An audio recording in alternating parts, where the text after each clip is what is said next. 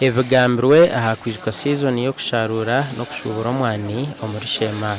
Omukwiguraho season egi abashuubuzi okuruga Sheema n'aheeru yayo abakira aha mukoro ogu bashabirwe okwehara okugura omwani mubisi ogurikuba gutakahiire bagomize ngu nigwita omutindo omu ihanga. Moment waheza kwikirizana na faamu okagura ogu omwani okukusha w'omuhingi nanaama ngu omwani gwashomere guboni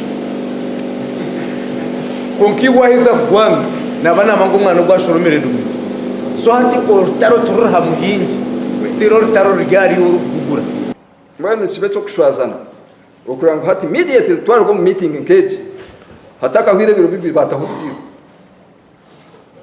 kandi okuteekaho siiru ekikutiisaho siiru nimukimanya ninga nitukimanya.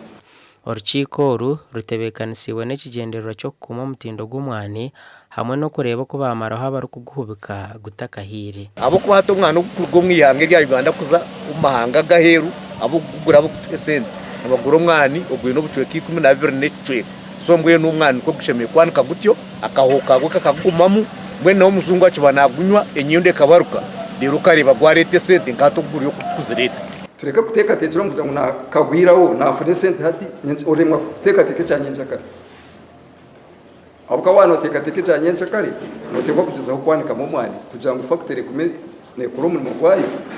Abashuubuzi bahiire enshonga y'abashuma abarikubanyangaraza baitu bashabirwe okushashura license reero ab'ebyokwerinda babahwera aha nshonga egi. Okuyine license abapoliisi nibafa license nanaho orikuruka kugira ngo nibakumanye so twara yarezere ID yawe riyo mu office oyine license yawe yo kushuubura omwani kandi oriyo nogura omwani nibakukwata batango oriyo mushuma namwe nahwo nyumwazi yo babenantera atubampe ekipuri ky'emitwaro 5 nantakagireyo nze ndikibikeje ntukasito kikwire n'omumanya then so ejo niyo onyengereje omwani kufutahamu expecting esente z'ekipuri omwani ekikopo ekibisi shilingi 8 kiro y'omwani omubisi shilingi